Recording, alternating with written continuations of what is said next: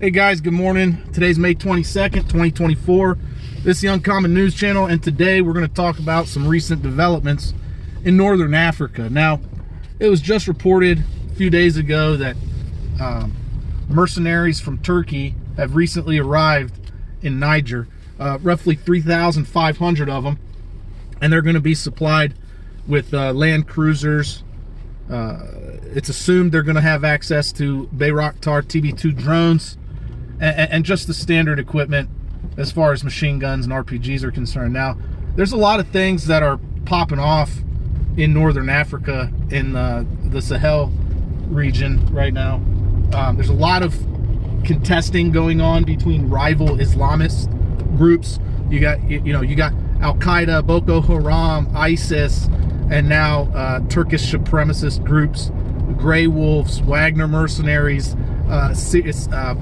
the SNA, or not SNA, I'm sorry, the Syrian rebel groups, and that's essentially who these mercenaries are. They're the same mercenary groups that Turkey used to fight in Syria, and also the same group that Turkey used to fight in Libya. They're now in Niger. Now, you got to keep in mind that this area has oil. It's an oil-rich area, and supposedly these mercenaries are going to be working alongside of Russian mercenary organizations, so Wagner, to fight ISIS. That's what the public statement was.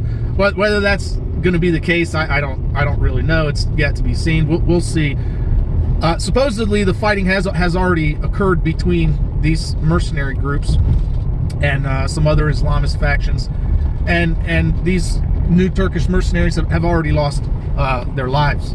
So it is ongoing. The conflict is, or has, erupted. This is the result of what we call a power vacuum. When the French and the United States pull out of the region, everybody else goes in. That's just the way it works, right? Iran is also expected to be there soon. So everybody's fighting over this region.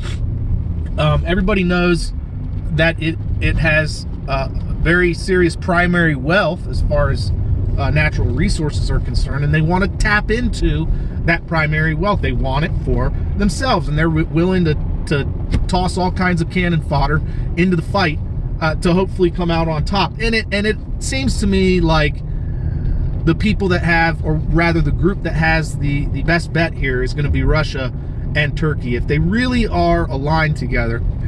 Because Niger has a lot of contracts with Turkey right now to purchase their military equipment. So armored vehicles, their Bayraktar TB2 drones, amongst other things, trainer aircraft, light attack aircraft, things like that.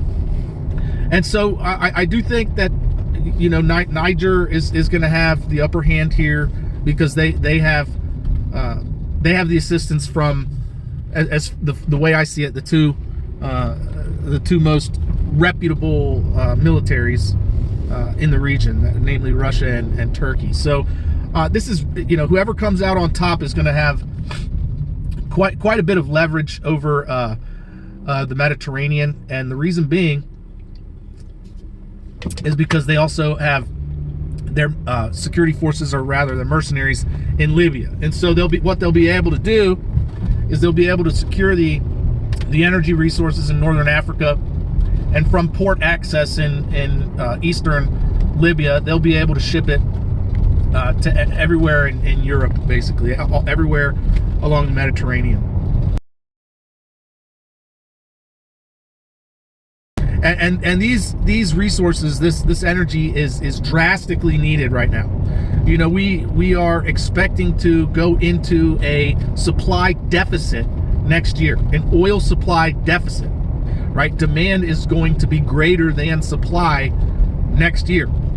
And so hence the reason why so many people are seeing this power vacuum as an opportunity for financial gain, right? All these nations are fighting each other right now with their proxies in northern Africa. It's just a matter of time before they deploy, their own forces instead of contractors. Keep in mind, whoever comes out on top of this struggle right here does have the potential to boost their standing in the world stage. And I do think Turkey is going to be the one that comes out on top. Right? You know, there's scripture that says that the seat of the Antichrist, the seat of Satan, was in Turkey.